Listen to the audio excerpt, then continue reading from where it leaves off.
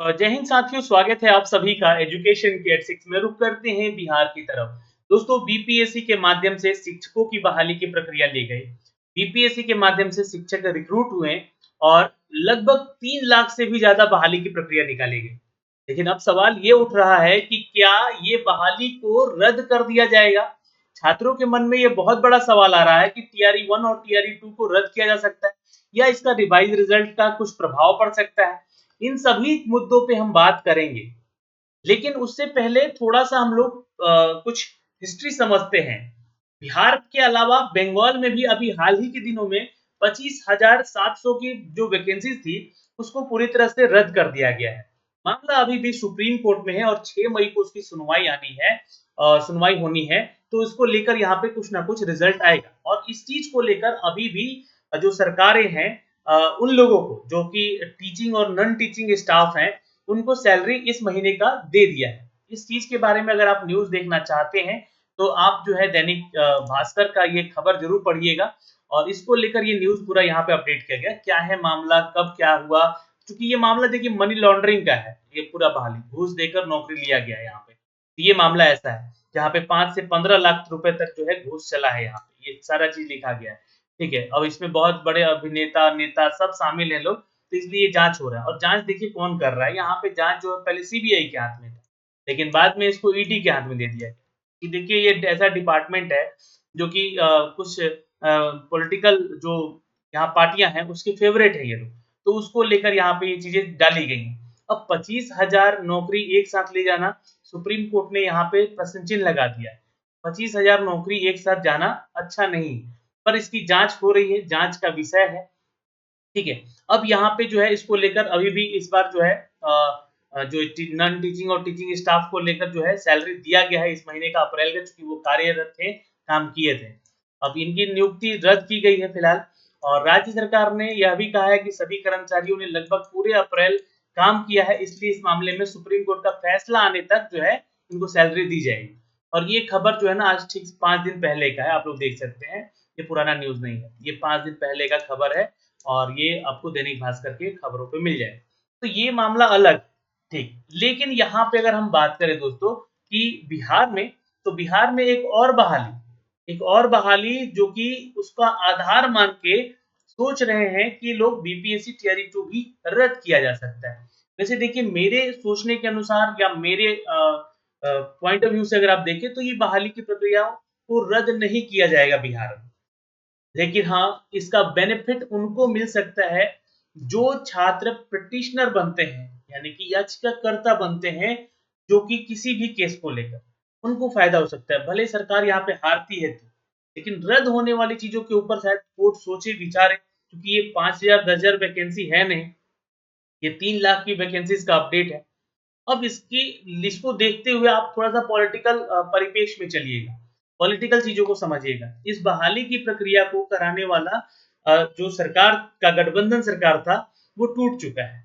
अब वो अपनी जो है इस चीज़ को कह रहा है कि ये हमने बहाली करवाई है, हमारा जो है ये वैकेंसीज़ अपडेट दिया हुआ है। एक पार्टी कहता है और हमारे माननीय मुख्यमंत्री जी कहते हैं कि हम लगातार 2015 से ही बहाली करवा रहे हैं। और ये बहाली की प्रक्रिया का जो पूरा श्रेय है वो नीतीश कुमार की सरकार को जाता है। तो ये चीज़ें चल रही हैं। अब इसमें हो सकता है कि छात्रों का नुकसान हो जाए।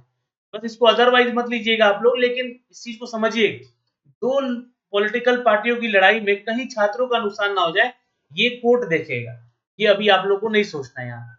पर मामला जो है कोर्ट में है। एक बीपीएससी टीआरई 1 की अगर हम बात करें दोस्तों यहाँ पे, तो मल्टीपल रिजल्ट जो आप लोगों का था यहाँ पर, उसको लेकर भी मुद्दा चल रहा है कोर्ट में कि एक छात्र का सिलेक्शन हुआ है, उसके बदले यहाँ पर उनका सिलेक्शन 2-3 जगहों हुआ है, 2-3 जगह रिजल्ट हुए, उसको लेकर जो भी बचे हुए सीट हैं, उन सीटों पे जो है रिजल्ट देना था।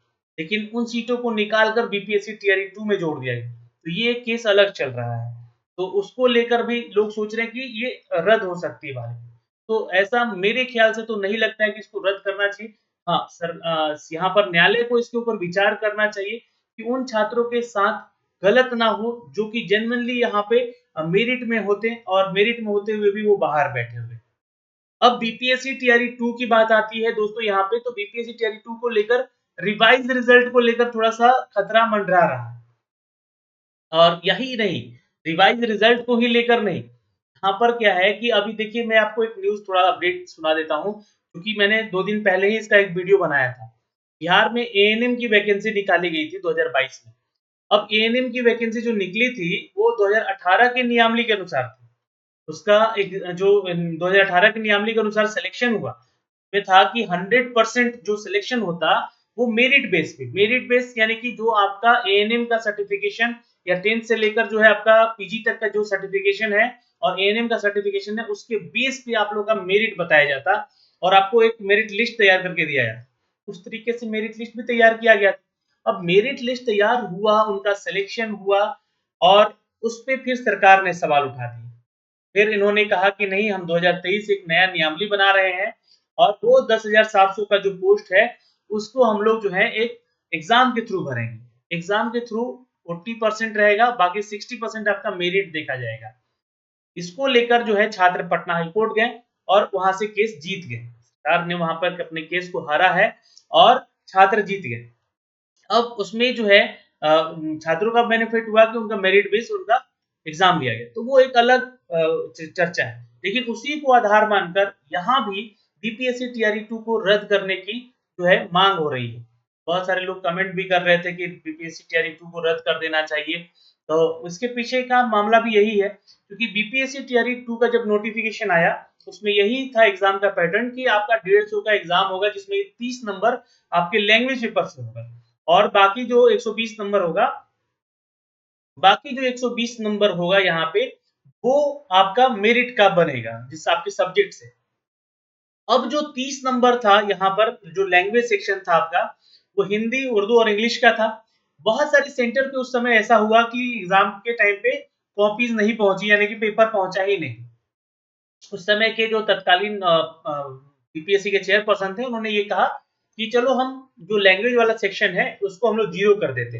कब कहा उन्होंने? जब एग्जाम का रिजल्ट आना था, है ना, यहाँ पे एग्जाम हो चुका था, तो उसके बाद यहाँ पर ये फैसला तो बोला गया बाद में कि इसको 0 मान लिया जाए, यानी कि सब पास। एग्जाम जो है 120 नंबर का हो गया। तो ये आप कैसे कर सकते हैं? इसके लिए हम लोगों ने आवाज भी उठाई थी, याद होगा आप लोगों को, हमने इसके ऊपर वीडियो भी बनाया था कि जो आपका नियमावली कहता है, आप फिर से री एग्जाम ले लीजिए ना। आपने री एग्जाम नहीं लिया, आपने क्या किया कि एग्जाम को यहाँ पे चलते रहने दिया और वो एग्जाम 150 नंबर का हो ना होकर 120 नंबर का। तो कहीं ना कहीं यहाँ पर गलत हुआ, नियमावली के अनुसार आपकी बहाली नहीं हुई। तो इसको देखते हुए, इसको आधार मानते हुए, जो एएनएम वाला वैकेंसी है उसी के आधार पर जो है यहाँ पे भी कोर्ट में ये केस पहुंचा हुआ है। छात्रों को लगता है कि ये बहाली की प्रक्रिया रद्द हो जाएगी। तो देखिए 1,22,000 छोटी मोटी वैकेंसीज होती नहीं है, तो रद्द करना शायद सरकार हित में या फिर छात्र हित में भी सही नहीं होगा। लेकिन यहाँ पे रिवाइज रिजल्ट की बात भी हो रही है, यानी कि अब रिवाइज रिजल्ट अगर दिया जाएगा तो दोनों चीज होगा। कुछ छात्र एंट्री करेंगे, कुछ छात्र को यहाँ से बाहर जाना पड़ेगा।